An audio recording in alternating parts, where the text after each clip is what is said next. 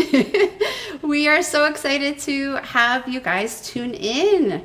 We're broadcasting live from the Hoboken Historical Museum, and we are doing Hoboken Talks, which is an interview series that we film up here at 1301 Hudson Street, and we broadcast twice a month on YouTube and Facebook.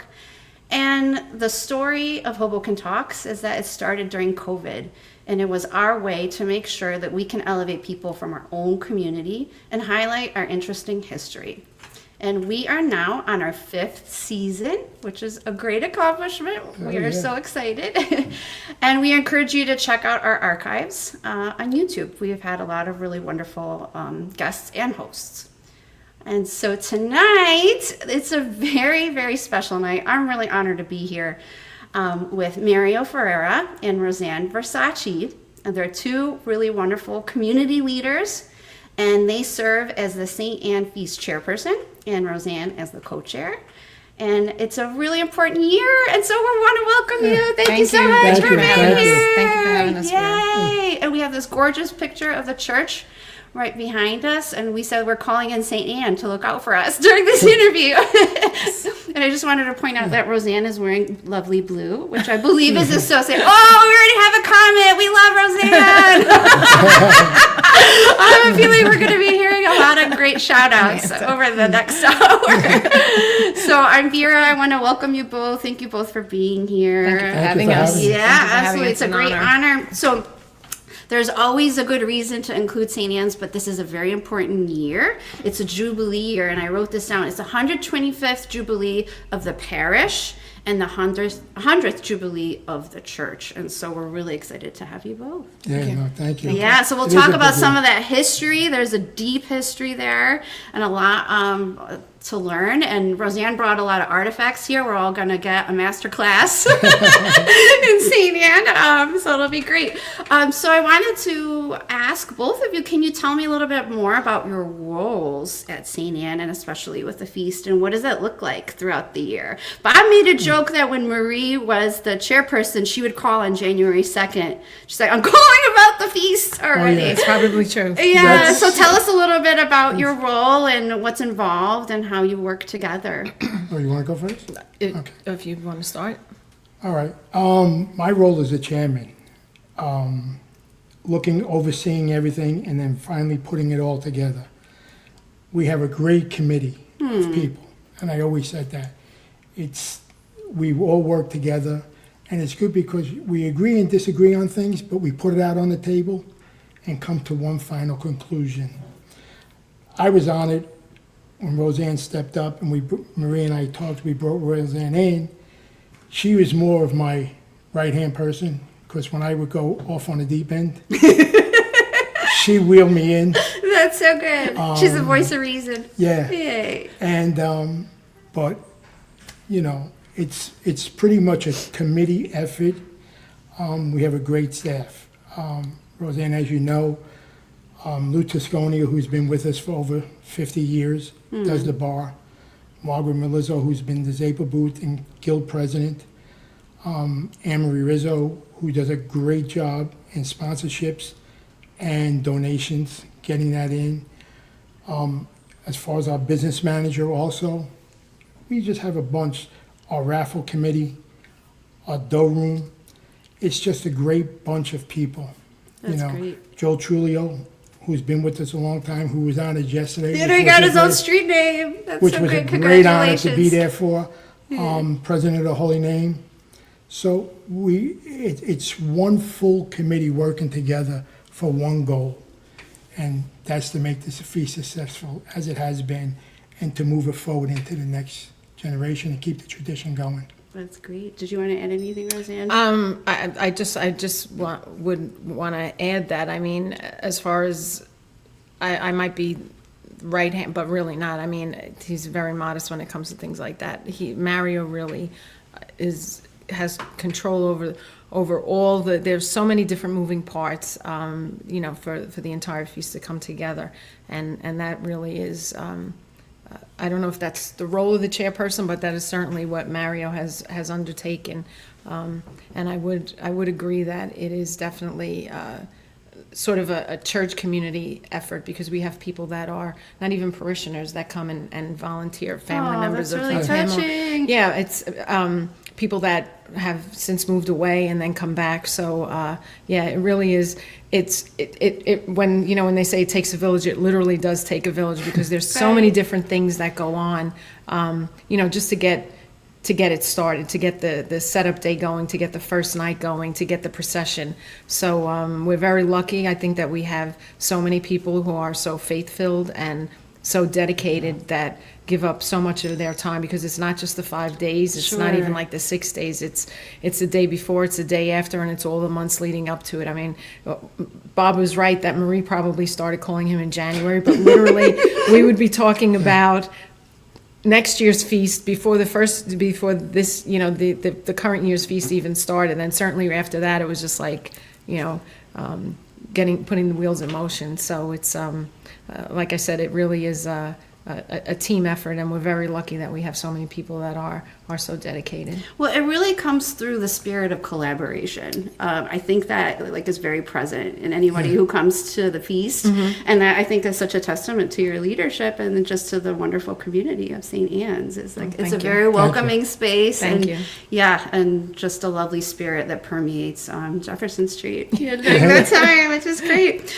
So, for people who might not know, who didn't grow up Catholic, can you tell us a little bit more about the significance of St. Anne? Oh, we have a comment. Eric Hammer. So Eric Hammer, he watches every single Hoboken Talks episode. He is a diehard Hoboken Talks fan. He said the feast is a big planning effort. Kudos to all. Oh, well, thank you. Thank you, That's Eric. very nice of you. That is so sweet. Absolutely. Well said.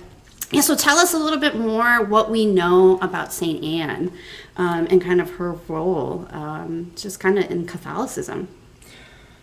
Well, we know that she is the grandmother of our Lord, the mother of the Blessed Mother, Mary. Okay, you couldn't have a better combination than that. Okay, a grandmother, okay, as we all know, grandparents have a special devotion to their grandchildren. And that's what it's all about. Right. It's about family unity, traditions, grandmother looking over mother and grandchildren. For women, Rosanne would know more in this kind of area. She's more for expecting mothers, Right. Mothers who can't conceive. And through my time, I've seen people that couldn't conceive wind up conceiving once they came and had a devotion to her. So it's very powerful. It's very moving, and we don't want to lose the aspect of, the religious aspect of it. Right. The feast is secondary. It's like Rosanne and I would tell you, when you have a family dinner, okay, you have your grandparents preparing all the meals, and everybody's there. So that's what we look at it as. The feast is just a dinner that you go to someone's house and there's always food. Right. So when you go to A lot of food. Novena, you go to the church, okay, you're going for that aspect, and then there's, Right. no one goes home hungry. Right. Right. And Rosanne, did you want to add anything? No, I think Rosanne? that, well, I think that's pretty much it in terms of that. I mean, there's not really anything in, let's say, in the Bible that refers to St. Anne, although I was doing a little research, and I was too. apparently, Yeah, it's did you interesting. see that? Yeah. There was a lot more to her than I think I even knew, but apparently in the Book of James she is mentioned. But expectant mothers, grandmothers, women who, Mario said, women who were trying to conceive, and we have so many. I mean, even in my family, my mother was very devoted to St. Anne. She had some difficulties, and she prayed to St. Anne. She went. She grew up in the parish also, but she went on pilgrimages to St. Anne de Beaupré in Canada, and and then she wound up with 3 children. So Wow. yeah. So and that kind of has carried on to my brother, sister, and I. That's amazing. Yeah. it's amazing that we're like celebrating like the matrilineal lineage of Christ, right? And she's like the matriarch. Yeah. And that's really powerful. Yeah. That's awesome. So we wanted to kind of get into more of the nuts and bolts of like the history of the church. And we have so many things that we could potentially show about the history of St. Anne's. But what I've learned and what's been evident through the faith community is like the role of immigrants from Monte San Giacomo who came here, immigrated across the world over to Hoboken, and they are really the founders of the church. And so we know that I believe the St. Anne Society started at 4th and Jefferson, and then the church was eventually built later on, 100 years ago. So we were wondering, like, who are some of the people who were involved with that effort? What do we know about them? And I know Rosanne has a lot of books. I know Rosanne did her research there, so I'm gonna let. So what do we know? Because this is a long time ago, you know. And so what's your understanding of the people who were really involved with the effort? Right. So what the St. Anne Society, when they began, and there was a picture that I had shown you from 1910, and they kind of formulated the feast, and primarily they were immigrants from Monte San Giacomo. St. Anne is the patroness of the town, so they have a big feast there, procession, every year, and so that kind of carried over here. The club itself started in 1935, which happened to be the same year my mother was born. Wow. And it was at 409 Jefferson Street. And so there was the club, and then there was also like a little area, like a storefront that was kind of the chapel before the church was actually, no, I take that back. Prior to that, the club had been there, the society, and then the chapel, and then 1935, the society became the Monte San Giacomo Club. Right, which is still stands today. Yes, which is just, they're actually celebrating their 90th anniversary this year. So there's a lot of things intertwined. Oh, we gotta shout them out. Yes, a lot of course. things. My cousin James Rizzo happens to be the president, so Oh, it's we just need like, to have him on the everything's show. you know, it's typical Hoboken where everything is sort of connected. Yeah, everyone's involved. And That's great. yeah, and so the founders of the club were Antonio Calicchio, my grandfather Francesco Tataro, Carmen Pasquale, Antonio Pasquale, Giuseppe Rizzo, Pasquale Russo, and Pasquale Tataro, who was also my grandfather's brother. Wow. So they all got together, and primarily it was, you know, just like most clubs get started, it was really to kind of solidify this collegiality and this sort of brotherhood of these immigrants coming here, because when they came to the United States and when they settled in Hoboken, they did experience a lot of difficulties and Right, a lot of discrimination. A lot of discrimination, Yeah, yes, so a lot they- of discrimination. Right. And so forming the club gave them this sense of community, and it was a place where people were, they had celebrations together, whether they were family celebrations. There are some pictures of like, a confirmation or a communion or baptism or whatever. I think my mother's christening might have been held in the club room. So Wow. there's a lot of that. And then it just, and then in 1946, they purchased this property at 531 Adams Street, and they've been there ever since. But I don't know if I'm going on too much. No, this is helpful. So in addition to being involved in sort of the establishment of the church, but they also then obviously they established the feast, and they kind of ran it up until 1953, and that's when then St. Anne's Church kind of took it over from them. But they were the ones who Got it organized started. They Got it up on definitely its feet. They definitely did. Oh, that's wonderful. I think it would be a good time to show some of these throwback pictures, if that's okay. So we have this wonderful picture. We were just showing some Okay. depictions of St. Anne. Yeah. This is beautiful. So this one, sorry. This one is, was this the one? Yes, this is actually from the chapel from St. Pio Church in Lavalette. I'm always surprised when whenever I see a statue of St. Anne, so I always wind up just taking a picture. You have a collection. Yeah, I do have that's actually. I have a few of You them. can have an exhibit on yeah, that. I don't know where they are, so that's that. Sorry, go ahead. Yeah, that's wonderful. And this is inside the This church is- Yeah, here. this would be on St. Anne's Day. You see the white Mm-hmm. flowers. Typically during the novena, she'll have a stole, but it'll be colored roses. And each night that stole is donated in honor or in memory of somebody, typically in memory of somebody. Mm-hmm. And then on the feast day, it's in honor of the deceased members of the guild. And so you see Mm. there's all the white flowers, the white roses behind. It's really beautiful. Yeah. The blue and white together is stunning. Yeah. So this is actually from Monte San Giacomo. Yes. This photograph, and you recognize family members. So in this picture. picture, so if my family is watching, they will recognize some people. So in the very front, if you're looking at, we're looking at it, the woman on the far left with the handbag, that's Mario's grandmother. Oh my God! This one right here. Yeah, right. Oh wow! Okay, and then behind her, two people behind her is your mother, isn't Yes. it? Okay. Yes. That's Next to her is amazing. my mother. Wow. Yeah. Behind Mario's grandmother, you see a little bit of a head. Mm-hmm. That's my aunt, my mother's sister. They all went to Italy together at the same time in 1958. Wow.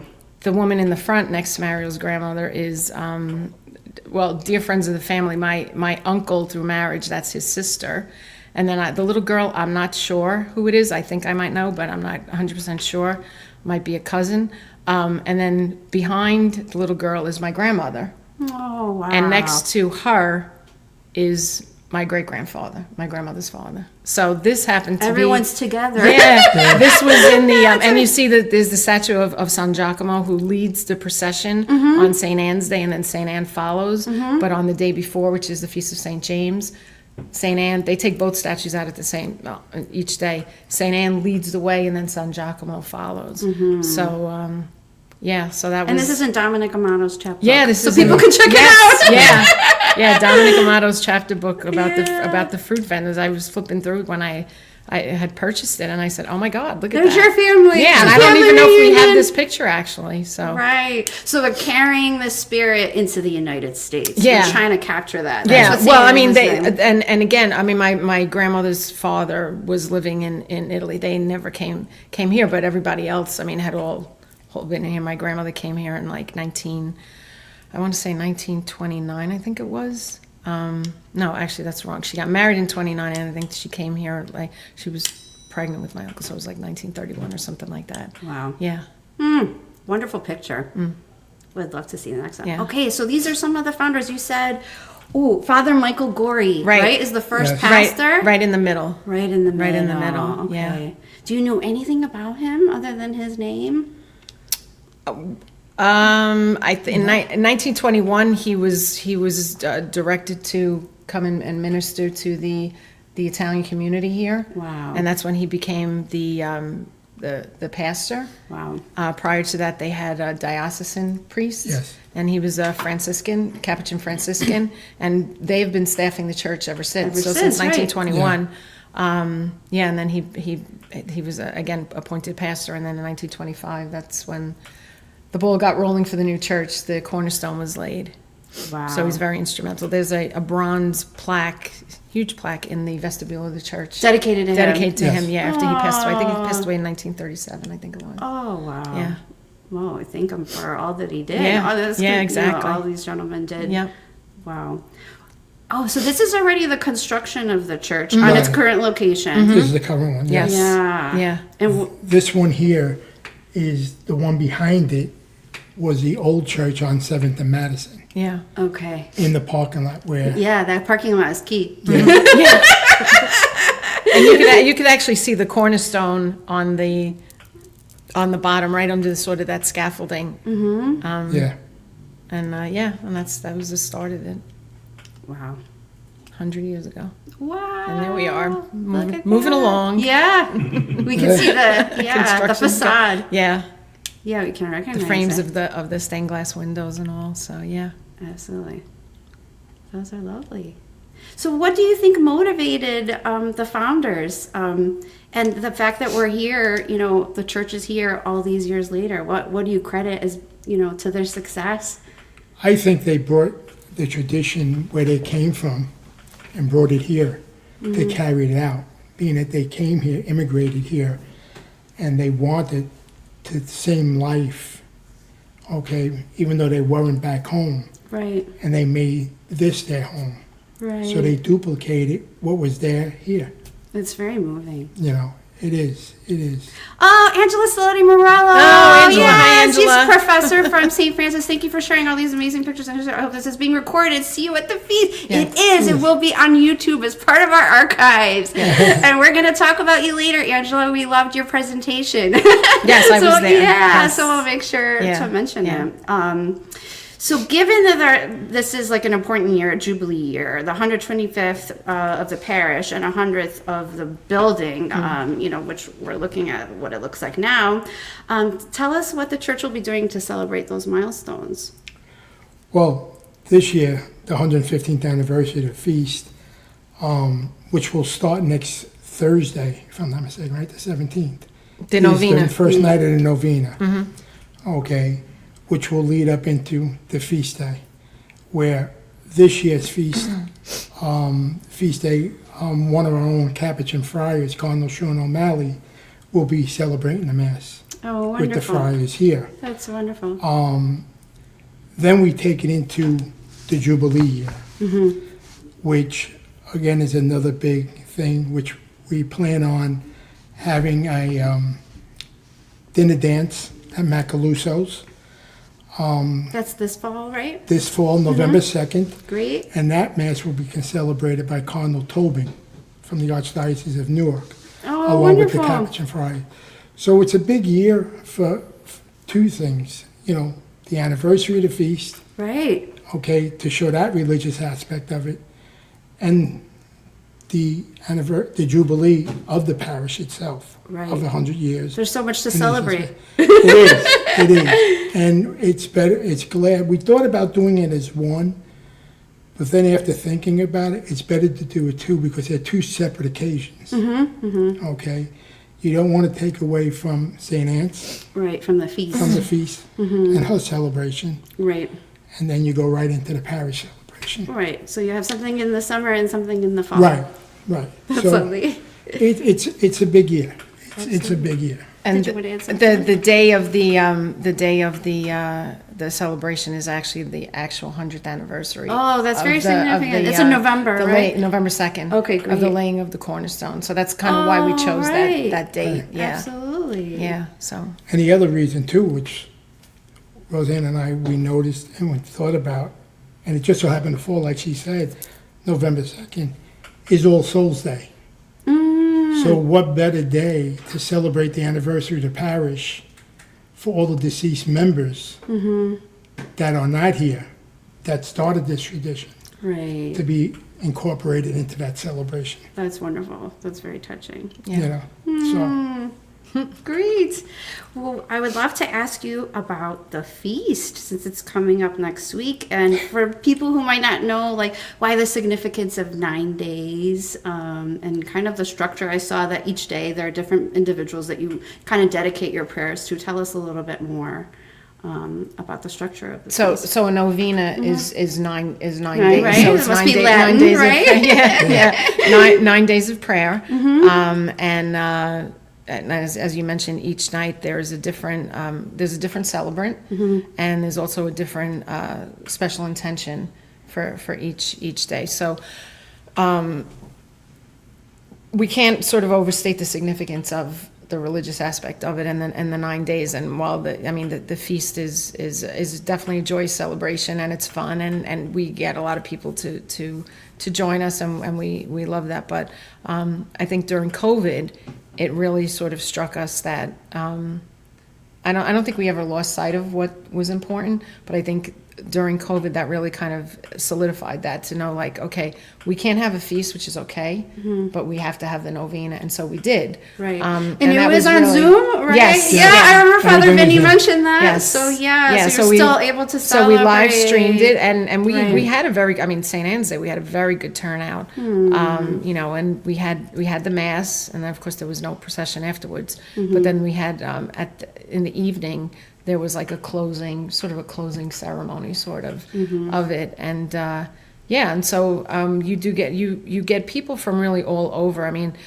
I think what's so significant to me anyway is when I see people from like other parishes that have this devotion to St. Anne and come to the novena every night, and people that are very faithful about attending the novena every night, and again, as I mentioned, people coming from out of town, or people that have moved away, or whatever it is, but it's always something that draws them back, and I think that in terms of the feast lasting as long as it has, and it's gone through its little hiccups or whatever. I mean, I think anything that lasts that long is always going to have that, but I think it is the devotion that really kind of has sustained it. So. Well, that's a testament to the community, that it's such a welcoming place, to other parishioners and to out-of-towners, that everyone feels welcomed. Yes, and people feel like they're coming home. Right. I think that's that came across in Angela's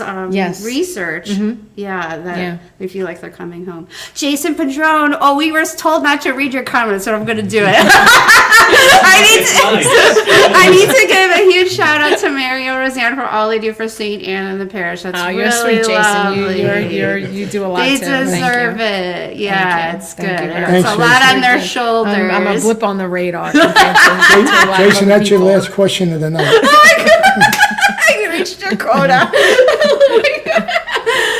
Can we look at some more pictures? Yeah, let's look at some more pictures. Yeah, so there's some more old school pictures. Yes, so this was probably St. Anne's Day, and that's Father Bernardino Cristoni. He was the second pastor. Okay, great. And you said Mr. Enrico's grandpa. Yes, so Grandpa Enrico. Yes, so the gentleman on the far left, he's got the mustache. is Antonio Colicchio, and he was the founder, the first president of the Monte San Giacomo Club.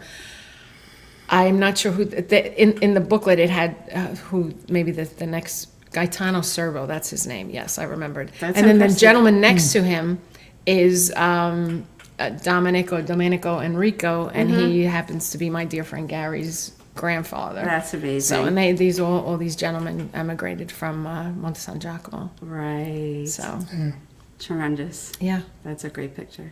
Oh, so we have, this is the Holy Name this Society. is the Holy Name Society. But this is an old school picture. Yes, very much so. You say Josepho is in one of the pictures? All the way on the far right. Okay. On the far right. And there are a couple of other people.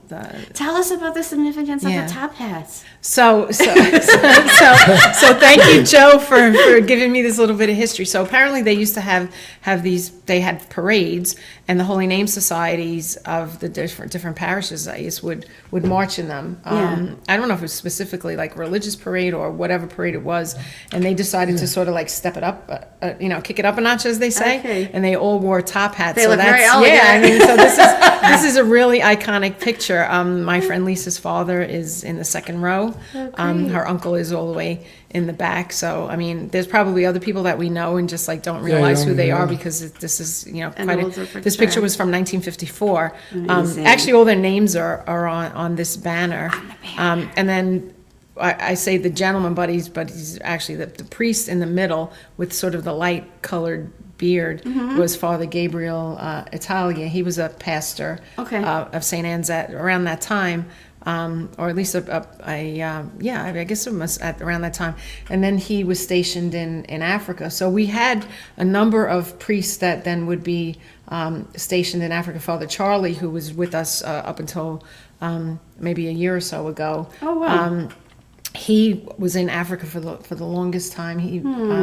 So that they would minister to the That's wonderful. To the people. I think it was actually Zambia. Yeah. It was in Zambia. So he was there about 30 years. Yeah, he was there for quite a long time. Yeah, and his so sister, they were a very faithful family. He had two sisters, and they were both Franciscans, and they were Franciscan sisters. And his sister Claire was the principal of St. Anne's when I was there, not the entire time, and also when Mario was there too. So Well, it really comes across their like joy and pride. You could see that sense of cohesion. You were saying how like the Italian community needed a sense of belonging, you know, coming from so far, Yeah. you know, and starting life over in the United States. And you could see how that there's like the sense of unity, sense of belonging that they got from the church community. Definitely. That's very powerful.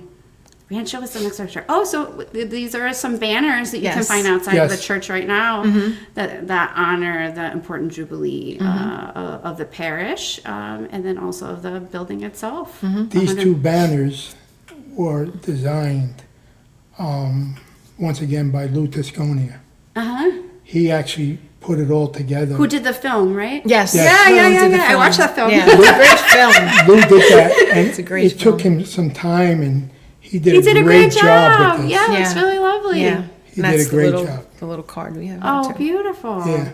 Yeah, so for anybody who, you know, wants to walk by, they can come and take a look. Yep. Which is great. Wonderful.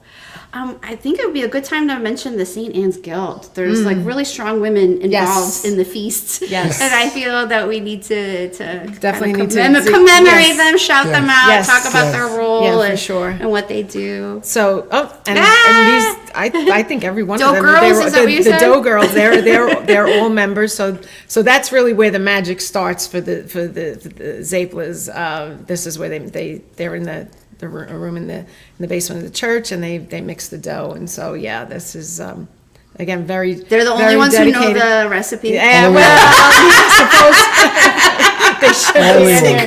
They should, yes. Sworn to secrecy. But the guild started in 1941.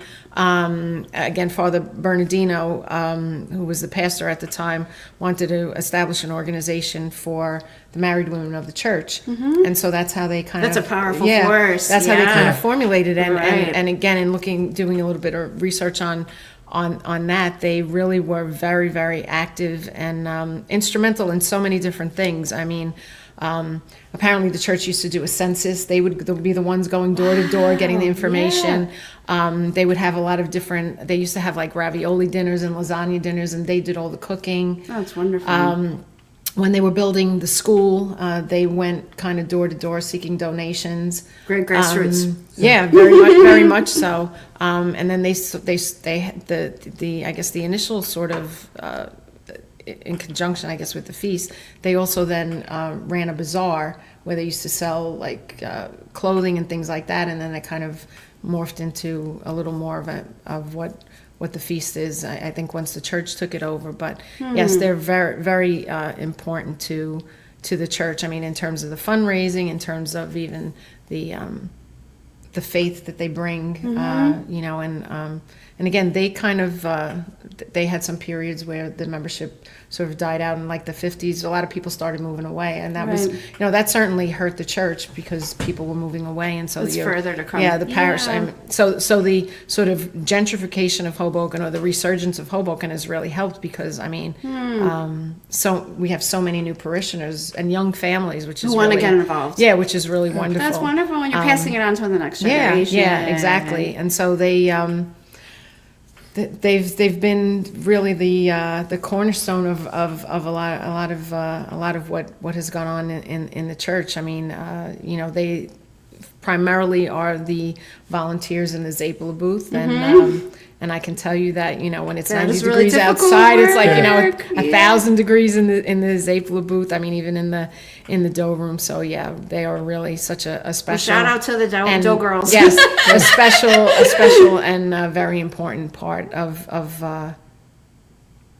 the church community. And here you have, so like there's Diane, that's her mother, her daughter. So it's 3 generations of. Aw, that's so yeah, nice. you know, and then that's really, and They're that's a all lot of it. together. I mean, a lot, you know, there are a lot of members whose daughters then join the guild. So yeah, passing it down from generation to generation, it really is. That's wonderful. Yeah. I think we have 2 throwback pictures. Okay. The So- women hard at work in the kitchen. Yeah, so on either side is Mary Ferranti. Okay. And you could see, like, I mean, how we've evolved from these fancy fryers that we have to they have these Right. little, Yeah. you know, little They stoves. were the little cast iron Yeah, fryers exactly, with the pots. exactly. See the evolution Yeah, and then of the I'm not sure cookware. who this. if she had just a little more of her body turned on the picture on the right hand side. But those tubs are basically what we still. I mean, I don't think we use the same ones, but that's basically what we do. Upgraded. A similar style. And then that's Josie Russo, who was Anthony Russo, the Mom. former mayor, The mayor's mom. mayor's mother, Michael's grandmother. Yeah, and so his family was very involved. They were That's a all great guild. picture. They were all members of the guild. That's a great Yeah. great pictures. Yeah, yeah. And you see like the arduous work. And then Yeah. this is a Right. contemporary picture. This is a shot This of is him. where the magic happens. How long is the line? What time that's lining up? so this That actually line's going the other way. I know, right? Towards 8th Street. yeah, Right. exactly. Yeah, but such effort and such heart to serve people, and always with such kindness, you know. Yeah. We hope. No, We try. we Yeah, try. absolutely. Yeah. But also this year too, to give a shout out to the Guild on what Roseanne said, they have 8 new members which they're installing. Ah, that's wonderful. On opening night in Novena. Congratulations. That's So, great. 8 new members is Coming into the fold. Coming into the fold. Yeah. So with that, hopefully it keeps moving the tradition Right. forward. That's tremendous. Wonderful. You know. So let's talk about the procession. I was Yes. reading so much about it, and I know from Father Vinny's talk, so I know, for example, we refer to it as the saint, not the Yes, statue. that's right. Right? Yes. You have to. Right? So you refer to the saint, Yeah. and then she wears this cape, right? And that people have donated things, that correspond to their prayers of devotion, and they're attached to the cape, right? Yes. And Yes. so, and then in this picture, I met the grandson of this woman. I can't remember his name right now. He was such a sweetheart when the museum was tabling. But she's walking barefoot. So tell us a little bit. Like, this is a truly, like, it seems like a very emotional moment, right? Like when the saint comes out. And Oh, then, yeah. And Oh, yeah. then they're carrying, I think it was over 600-pound entity. Yes. So tell Yeah, us a little yeah, bit about yeah. some of the traditions associated with this. I think the barefoot, if I'm not mistaken, or you can correct me on this, is their devotion. They were granted, they asked and they prayed, and they were granted a wish. So it's like a thank you. So that was a thank you, and they walked barefooted. I think also during this is not, I don't think this picture is that old, but also during the Right. war, a lot of women did that. Their sons would come home safely. So yeah. There's a gentleman amazing. that walks barefoot. Yes. He's involved with the Saint Rocco feast in New York, but he walks the procession barefoot, which I can tell you in the hot pavement of July. Yeah, that that's- is Right, adds like another layer. That is right, something, of intensity. Yeah. Yeah, but you mentioned the cape, so the cape that's on the statue now was the beading work was done by a former guild member. She's since deceased, Barbara Migliorelli, and What an amazing contribution. yeah, Yeah. she worked in the city, Okay. in the garment district doing beadwork. Oh, well, that's like a perfect So I assignment think for it was like her. 19. I don't know if it was 81 or 89. I had the year in my head, and I don't know if I might have written it down or not. But in any event, so that was the new cape. In Marie's chapter book, Marie Tataro's chapter book, she Yeah. talks about cutting up the Yes, the old one. Yes, the old one. So it may right. have been 81 at that point. Right. And everybody got. And I was trying to. I have it Oh, somewhere. that would but- have been a great artifact. I If you know. find it, we'll show Yeah. everybody on Instagram. Yeah. You find Where they it. cut it up and they put a little medal of Saint Anne and they gave it out. But yeah, so the cape is worn only on Saint Anne's Day. Yeah, I mean, I think if people don't, it may seem weird to people like that don't necessarily either have the devotion or that sort of Historical historical understanding. Yeah. But people will touch it. People will reach out and grab it and to sort of like bless themselves because the statue has been blessed, obviously. And she's adorned, and you see that at so many other feasts for sure on the statues. They're adorned with jewelry, and again, it's one of those things like if you were granted a favor. I know my mother sent, I think it was a ring to Italy for that statue, and I think there's something of my sister's On the Cape. On the Cape. Wow. Yeah, that my mother That's put so on. precious. And we still get that. I think it was maybe a year or two ago, someone had given me something and said, please put it on the Cape. Attach it. So they sew Yeah. it on and it's there for perpetuity. Wow. Yeah. That is amazing. Yeah, because over the last couple of years, I had a couple people Yeah. gave me rings, watches, Watches, bracelets. yeah, you see, We just throw it in the bag, and then when we get home, yeah. they sew it on. They for sew it next on year. there for the next year. They have it, so yeah. And then as part of the procession, I know it's Brand and I were talking about this. This is a really interesting opportunity in terms of so men from the parish, my understanding, will help bring the saint out. Yes. But Right. it's the women who are carrying her. And here we see that, they're hoisting her. Right. Right. Right. And so they carry her. So it's like women are really, they're in a leadership position of bringing the saint through the Yes. streets. And my understanding now is that from Father Vinny's talk is that now she's on a cart, right? But in a way, it helps make it more accessible, for elderly Yes. people Yes. or Yeah. for people with disabilities, so they can still Yeah. participate. There Maybe was- talk a little bit there about was, that. There was a lot of reasoning to that. Sure. And, it wasn't a decision that was made over a year or two. It was looked at over about 7-year span. When we noticed, as we would get more further away from the church, we started to lose a crowd. And there was at one point, we were at 10th and Park. Actually, Or by by Joe Trulio. Yeah, right. Okay, and there was really hardly anybody to carry. Now, you can't ask the same women to carry the statue for 3 blocks. It's just not feasible. It's not healthy. Okay, we had to make a decision. What do we want to do? So after that feast was over, we sat down and we decided what would be something similar to try to keep the carry, Capture the And spirit, right? keep it where it's also on a cart. And if anybody remembers, on Clinton Street, there was a company called Bob's Floats. Okay? Well, he was in Passaic. Okay? And I made a phone call to him. He remembered who we were. And he said, I can design something to simulate the carry. That's wonderful. That was He really goes, "I know innovative. it." So we had a blueprint drawn up, okay, and we put it together and stuff like that. And then we started to throw ideas out there that if this continues, we're going to have to eventually go to this. As we all know, traditions are hard to change, Sure. but if we didn't change it, there'd be no feast today. Okay? So we had the cart made, and we took some heavy criticism, Father Vincent, myself, to it. But there was one bishop on St. Anthony, the first year we used the cart, he has now passed, Bishop Donato, turned to us and said, I was wondering when you guys want to keep this alive by doing this. And then eventually, it took a while, till there's some points that we still get criticized about. But it works. It keeps the devotion going. And the best thing about it is that,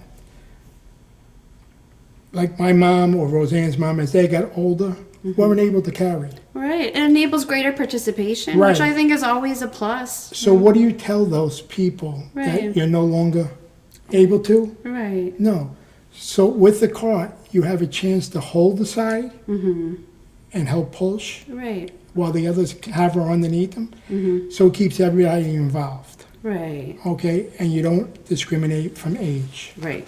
And Absolutely. that's what it's all about, right. okay? Your faith is brought to the street, okay, not by carrying or pushing or whatever.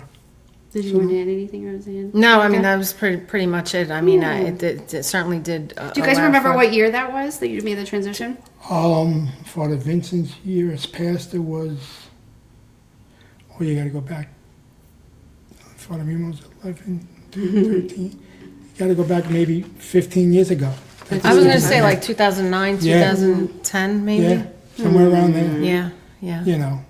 But, yeah, we took some heavy criticism. Aw, that's that's part of leadership, But right? it does, and we just let Yeah. it roll and, Right. you know, just went with it. Absolutely.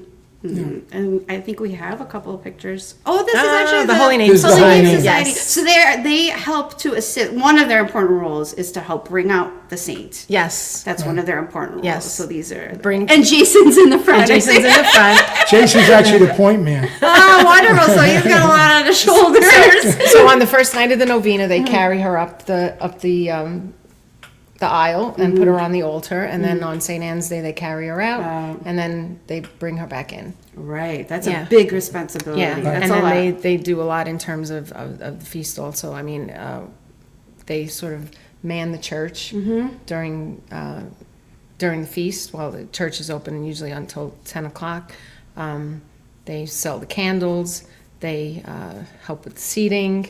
They navigate the whole seating on St. Anne's Day at the Mass, which can be Which is quite not a easy. task. Right. Making Which sure is everyone not- can be accommodated. They're the ushers, Yes, yes. And which then is not they, easy. they also, I mean, some of them just, volunteer in other aspects to the bar or whatever it is. So, yeah, they're That's a great. very critical part of, Yeah, of this whole. very supportive. I'm remembering the throwback picture of the society with their Yeah, with the hats, top hats. and Yeah. you still see Yeah. like that great sense of pride Yes. and belonging. Yeah. It comes through all these generations later. Yeah, yeah. Everyone looks so happy to be there, and just like that they're really honored to be Yeah. included. And a lot of it is Yeah. also like legacy people too. I mean, Joe Giulio, Joe. and there's his son-in-law Matt, Hmm.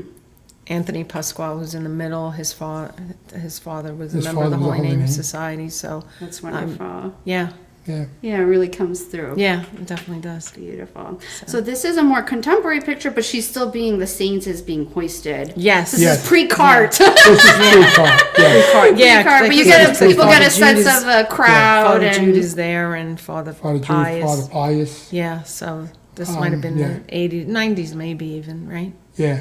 Yeah. It's good. And you see the canopy, which we no longer use, but that was, I mean, we're talking about that was part of it, where you carry the canopy first, and then you got to carry the saint. And this is like a very dramatic moment, right? It's like when she When it comes, exits. oh my Yeah, God. right? If I could share like a personal story. Please, So, yeah, that'd be great. I get through it. Aw. When we would be waiting outside, my mother always had sunglasses on. Even sometimes it would be like, it's not even sunny. Why does mommy have sunglasses on? And she would cry. And I never got it until I got it. Yeah. And now I'm the same. I'm the Right. same. And you see so many people that it's just like you're overwhelmed with emotion, and it's something like you can't even describe it really, but it's just. Yeah, it really is. Well, you're It really is. channeling your Yeah. ancestors. Yeah, You're and I think channeling that's true. Italy. You do start thinking about like people that are no How many longer years here. has this been going on? Yeah, right. and It's and a it's way just to connect with them. the way she comes out and stops, and everybody starts clapping, and Right. back in the day we used to have the bombs going Arms off. out. Oh, we gotta bring those back. That was a whole other Some thing. fireworks. Yeah, that was a whole other thing. But yeah, that was That's very moving. yeah. That's very, very moving. Yeah. Thank you for sharing that. Oh, you're welcome. Yeah, Thank you for letting me. that's lovely. But let's talk about the food. Go.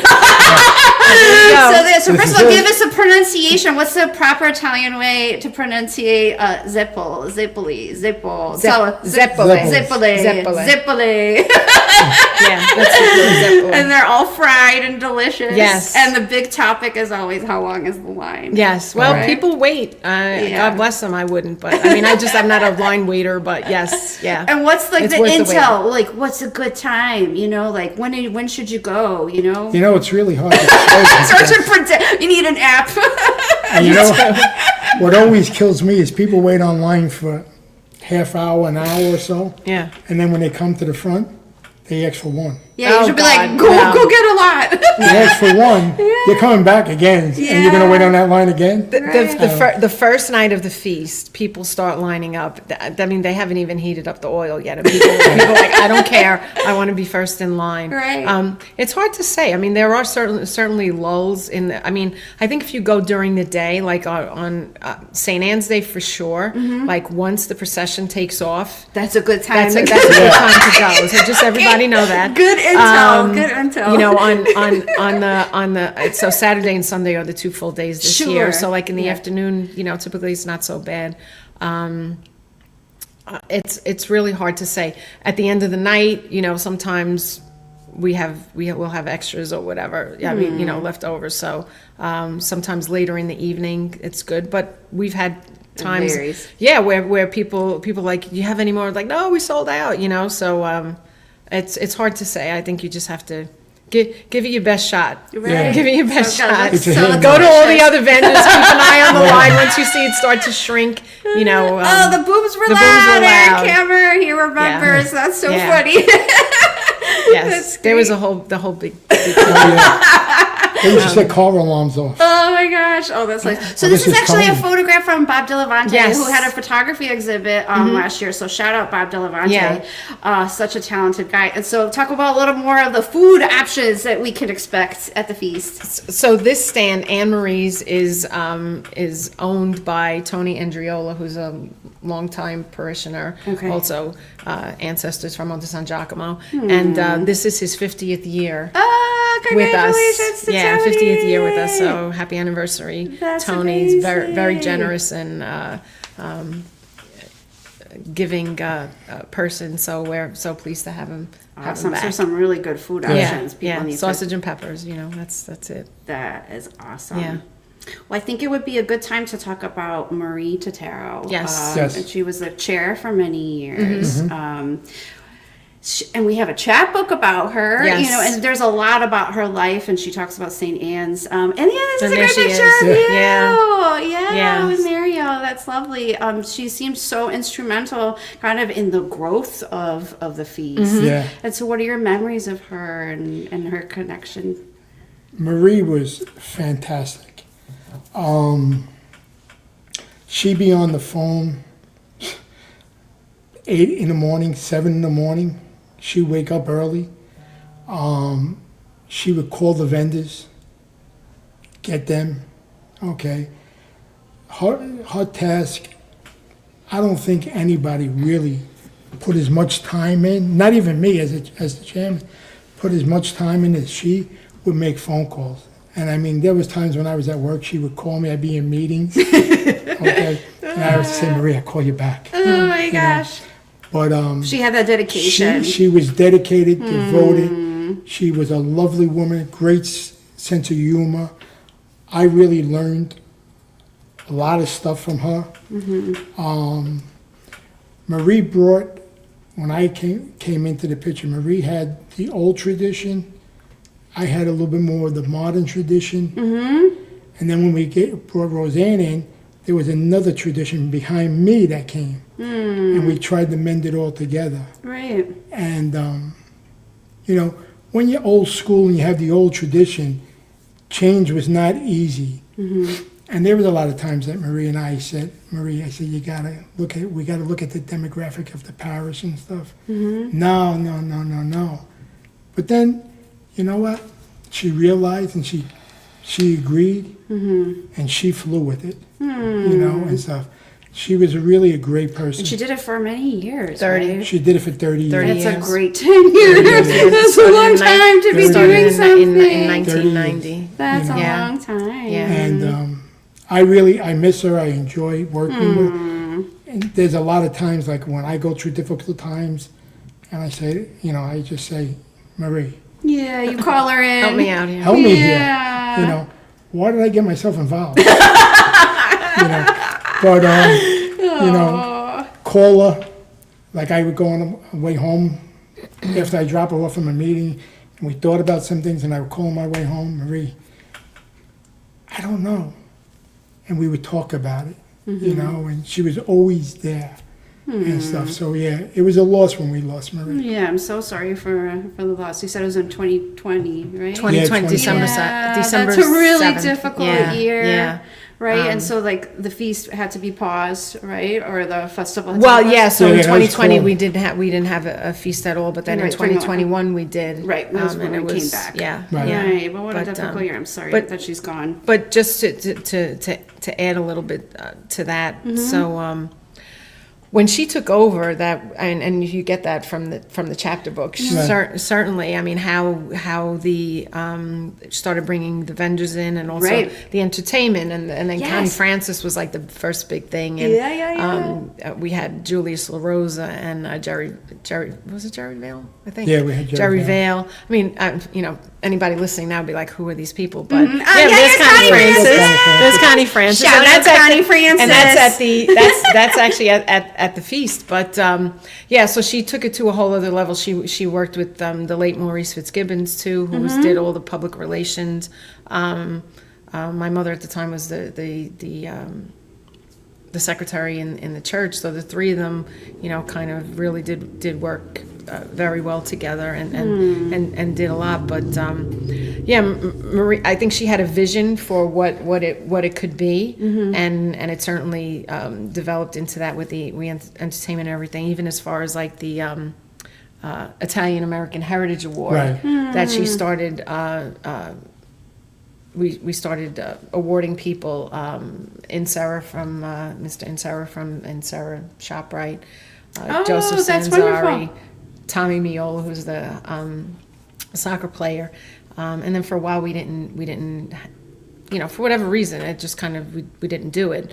And then we started it up again, and one of the things Marie always said was, it can't be to any volunteers. No volunteer could get it. So after she passed away, kind of worked around her a Right. little bit, so we named the award after her. Oh, So that's really now it's the touching. Marie Tataro Italian American Heritage Award, and That's a John wonderful McKnight tribute. from Fayola Oh, okay, Memorial wonderful. Home was the first recipient when we restarted it, and then Father Remo, because he had been pastor He for was pastor what, 11 years. 11 years, right? And then last year, Robert Luongo from Luongo Plumbing and Heating, That's wonderful. who does all the gas lines and all that now.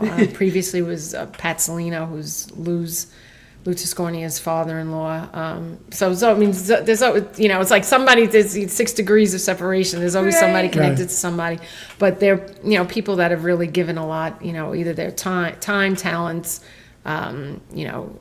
money, whatever, to the parish. So that's a tradition that we're keeping going. So yeah, Right. she was, I mean, yeah, she was really just a wonderful person, very giving, and 30 very years is a smart, long time. like smart with Very a lot of things. Yeah, savvy, very, yeah. very savvy. Very Well, savvy. it definitely in that chapbook, it comes across like how much it grew into like a community event, Yes. right? Yes. And so, I think now Hoboken feels like they're a part of it in Yeah. a way, Mhm. right? And Yeah. then like to have that welcoming environment. Yeah. There's something for everyone to check out and to enjoy, and it's a way for them to support the parish. Yes. Yes. Yeah. Which is great, Yeah. with their fundraising support. Oh, yeah, no. Yes. Yes. And these are some of the helpers, Yes. right? Some These are important the people. We have helpers, Ray Perez. Shout Yeah. out Ray Perez. Yep. Who help with the Zippolies, right? Yep. Yep. Wonderful. That's a great picture. Yeah. Ramon keeps telling me this is his last year, I'm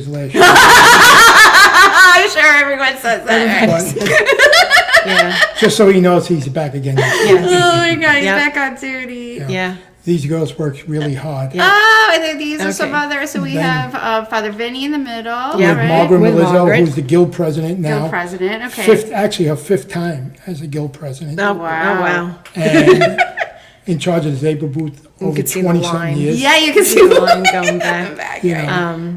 Joe Sivo. Joe Sivo, the patriarch really Right. of the parish. And he gave some of the artifacts here. Yes. Right? He passed along. Yeah. And Father Martin, our current pastor. And this is an important moment. Yes. What, what He's is make- this He's captured? making a phone call for the 50-50.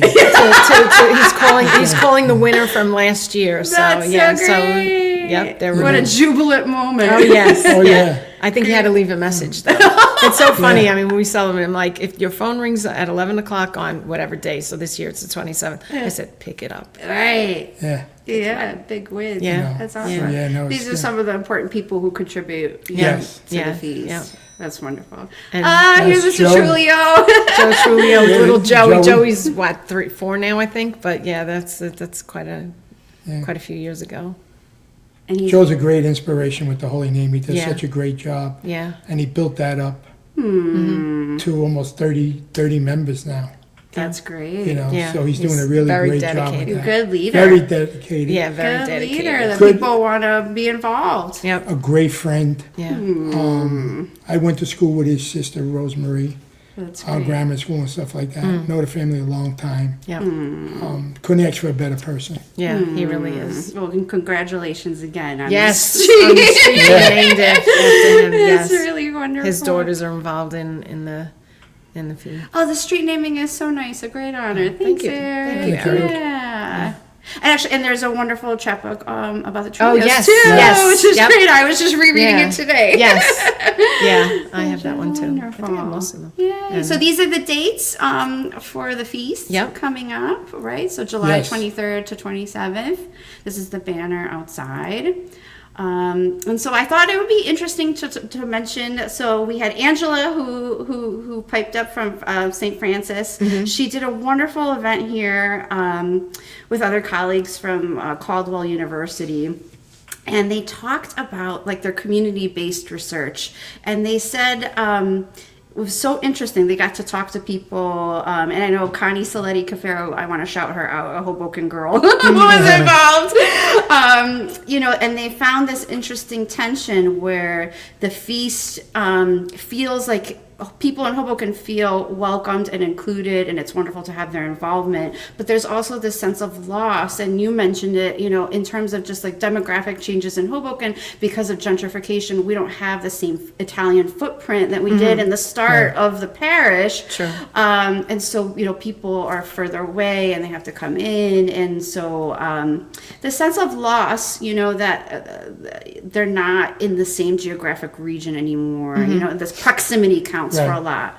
And so, and even in the like kind of the lexicon of like feast versus festival, right? Festival Right. is like a more of a community event where, and it seems like the organizers under your direction are really trying to make sure that you connect with like the faith element of Yes. keeping with the Right. feast. So Yeah. tell us a little bit about that and how you navigate that in terms of like for the parish and then for, you know, for Hoboken. Well, we decided, Rosanne and I talked about this, okay? And again, once again, I kind of took hits on social media because everybody thought we were getting away from our heritage, the Italian part of it.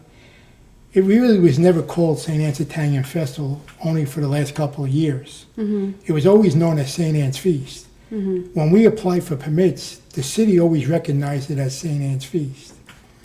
Okay, when you call it a festival, now you start to lose the religious aspect. Okay, so to keep the religious aspect first, okay, we brought it back to its original traditional name, St. Anne's Feast. It's about Novena, St. Anne's, and then the celebration. Again, it's like having a family for Christmas and Easter. St. Anne's to us, to Roseanne's family, my family, okay, was like Christmas Eve, Easter, okay, any major holiday.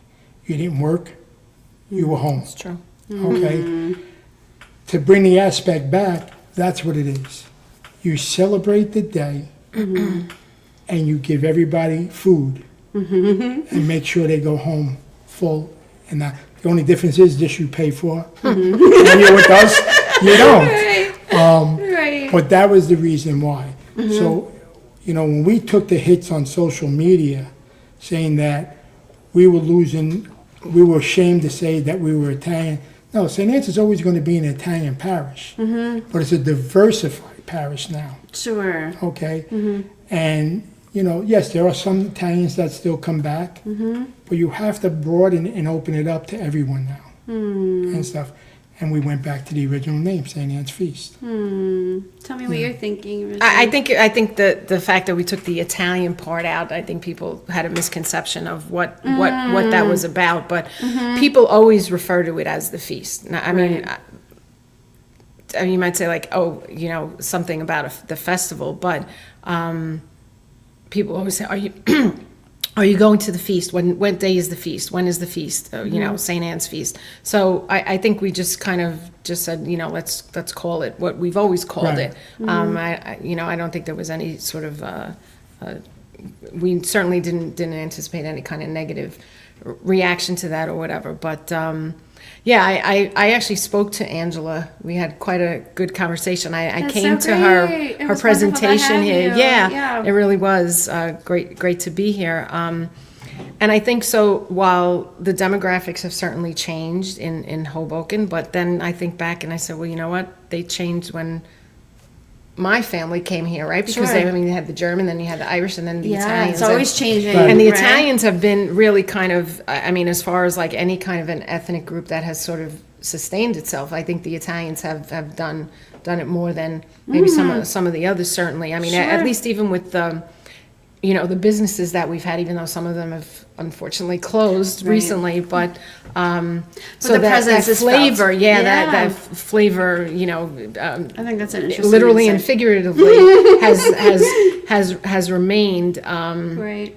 But I do feel like, you know, I think as I mentioned before, it is a way for people do come back from, you know, wherever they are now. I mean, you know, my brother and sister don't live in Hoboken, but they come back for the procession.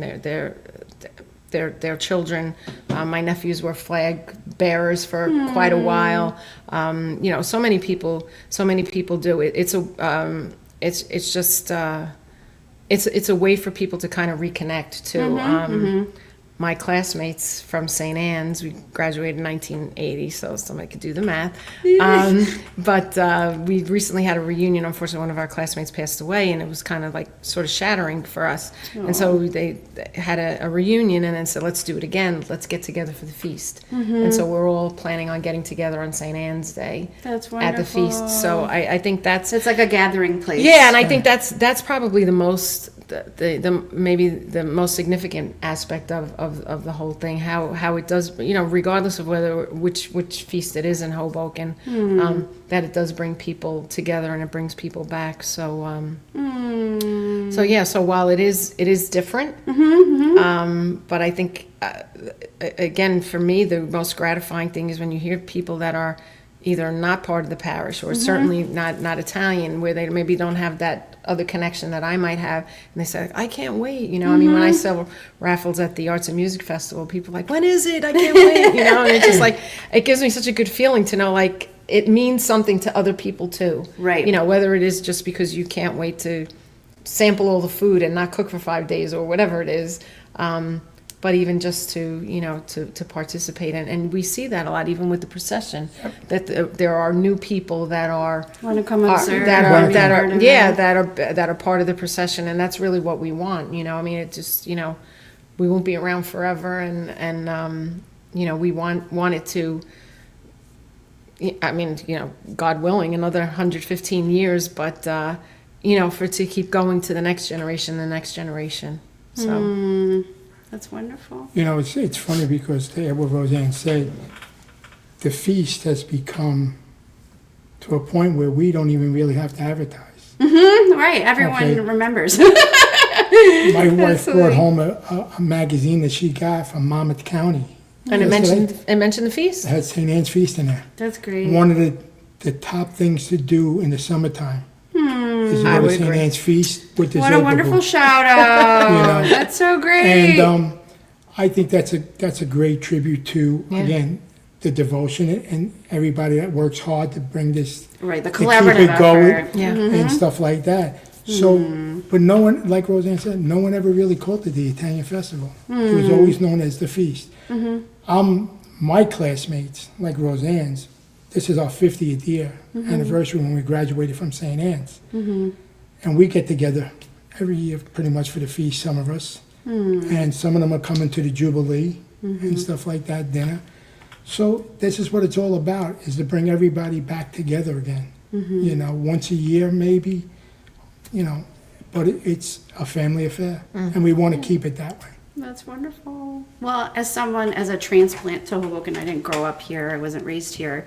Thank you for sharing this tradition with all of us, and that everyone can feel like that they can come and learn something. You know, whether it's through the festival element of more like food and vendors, or participating in, you know, seeing the saints, you know, for the procession. That's a testament to the faith community and to the organizers, that we feel included and that we can learn from you all and get this glimpse of a piece of Italy here in Hoboken. It's really, really meaningful. No, Thank you for saying that. Thank you for having us. Yeah, thank you for sharing that like rich tradition with all of us, and that we all can feel connected to. So we know the dates of the feast. Can we pull that up one more time, Rianne's? So we can remind everyone, July 23rd through the 27th, so everyone can remember. Right? Oh, and then the Novena is... Starts next Thursday. Oh, so Thursday, Yes. sorry, the 17th. July 17th. Yes. Okay, great. And then the actual procession is on the 26th. 26th, Saturday the 26th. Saturday, Yep. the 26th. And I know we have a new pope. Should we try to pray to manifest and have him arrive? He's a Chicago guy. Hoboken's not that far from Chicago. You never know. Imagine. That's what we had said. We said, why don't we get him to do the mass? Right, maybe in November. We'll put that out there to St. Anne. We'll put that on the Cape. That's a total. But we welcome, you know, the Pope to come visit. Yeah. That'd be great. Oh, yeah, that'd be great. Yeah. It'd be a beautiful thing. And just a shout out to, you can see the sponsors that we have there. So, Yeah, you know, right. we couldn't do that without them and their, you know, unbelievable generosity. ShopRite and Benzel Bush and BCB Bank. Oh, thank them and all. Applied, you know, Sinalise, the Salino family, Right. Dante Alighieri Society, Metro, T-Mobile is a new Oh, that's great. sponsor this year. So yeah, I mean, We have a whole there's good really- team. Yeah, it's Yeah, very, we you know, do. very important contributions that they make to us. Wonderful. But I also like to give a shout out to, I think Roseanne would agree, to the city of Hoboken. Oh yes, Oh, that's wonderful. Okay. The mayor, the council people, HPD, HPD. HFD. They probably Fire all have to department. coordinate, Oh, yes, right? yeah. They're To wonderful. block off the streets. No, They're wonderful. yeah. They are fantastic. I have the great pleasure of working with Lieutenant Jonathan Mecca over the last 2 years, who makes security for me very comfortable. That's great. He's hands-on, he does a great job, Yeah. and he's there at a drop of a hat. So we can't forget what they contribute to us No, also. that like smooth logistics is Yeah. everything. Sheriff's Very much Department so. too. Yeah. The Hudson The County Sheriff's Sheriff's Department. Department. Yeah, It's a team, it's it a whole really is a team. village. It really is a It village. really is a village, and really is a it village. really comes together. And without the support of the city, Yeah, you know, there's nothing there. yeah. That's a great And you know, and the neighborhood too. Right? Yeah. Because I mean, you know, let's face it, it's Yeah. it's It's a joy. I'm a block away, you know, Oh. so it's wonderful, you know, Yeah. that we have this every year. But they're understanding. I mean, and we Yeah. appreciate that. You know, we appreciate that that they are understanding of, because it is a little bit of an upheaval. You know, no Sure. parking and whatever. So we appreciate the fact that they people are understanding. that they're It's understanding. sensitive. Yeah, and we try to be, you know, as you know, very respectful and understanding of any needs that they have as well. course. So hopefully Right. we're successful. Well, in that comes in that through. regard. You guys seem very Yeah. diplomatic. Yeah, no. That's great. Well, those were the questions that I had prepared. Is there any like parting words or anything else that you would like to share about the feast or about St. Anne or about Italy, Hoboken, anything that's in your heart that you feel that you wanted to share just to kind of wrap up? I think, I guess for my part, knowing that my grandfather had, you know, had a part in this so long ago, and even before he even got started, and the fact that 115 years later, it's still going strong. I mean, that's very meaningful to me, having my family be involved in so many different ways. But I think that's probably the most significant thing, that these people came from this little town, with really nothing and Really just, difficult yeah, circumstances. under difficult circumstances, and just a hope for a better life. And they established this really as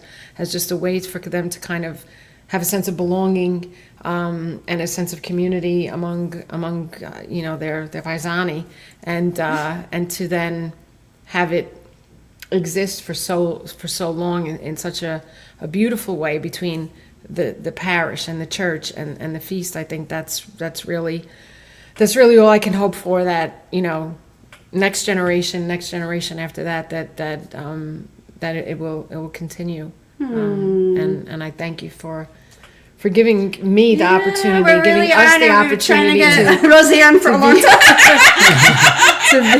to be here and speak about it, because Well, it you is both did a beautiful it job. is so meaningful to me, Yeah. and to us, really. Right, the longevity is something to Yeah. be so proud of. Your longevity and sense of inclusivity. It's really wonderful. Yeah. Yeah, no. Tell me what you have on your mind. Just like Roseanne said, my family, my relatives, my grandparents, my mom and my dad, all being involved, and now us taking it the extra step further. We just hope that once we're done, okay, the next generation moves forward with this, because it means so much to our families, and it means so much, I know, to Roseanne and myself, that we can keep this going. Hopefully for another 100 years, 115 years, and stuff like that, and that's the main thing, to keep the faith and the tradition going of St. Anne's. Absolutely. Yeah. Well, on behalf of the museum, and I can't speak for Hoboken, but I'm just going to No. do it anyways. Thank you for sharing tonight, and congratulations on Thank you this so much. amazing Thank you so achievement much. on the anniversary of the feast, of the church, of the parish. There's so much to celebrate, and we're so proud. We're Thank you. so, Thank you. so Thank you. proud. Thank you Thank you very for much. Yeah, so thank you, Mary and Roseanne, for joining us this evening. This was a wonderful, wonderful conversation, and thanks for all the preparation. And so coming up next, we have Damien Uva. I got to call Stu. Stu is interviewing him. So that'll be our next interview in July. And then in August, we will be hosting Hoboken Jack will be interviewing indie musician Tim Fuljan. So that's going to be super. We'd like to thank the New Jersey Historical Commission for all their support. Our shipyard circle, these are also trustees and our donors who enable us to do our work, such as this program. A very special shout out to Iron State. They were mentioned during the program. We have this space for $1 a year because of them, so it enables us to put money into programming and outreach, so thank you. Upstairs in the upper gallery, we have a wonderful exhibit, Coconut Mask Expo by Baby Bamboo, which is Vejigante Puerto Rican masks. They're amazing. It's open through August 3rd. So we definitely encourage you to come check it out. And then finally, downstairs we have the Hoboken Meadows in the main gallery, which is a wonderful, wonderful exhibit put together by Holly Metz. And it's all about the Western development of Hoboken. So that's a great, great exhibit. It's open through December up until Christmas. So we encourage you to comment, like, share, subscribe. We will definitely be sharing a recap of this episode in our newsletter and Instagram and Facebook. And so thank you for tuning in. Thank you for joining us for Hoboken Talks. All our love from the museum. Thank you.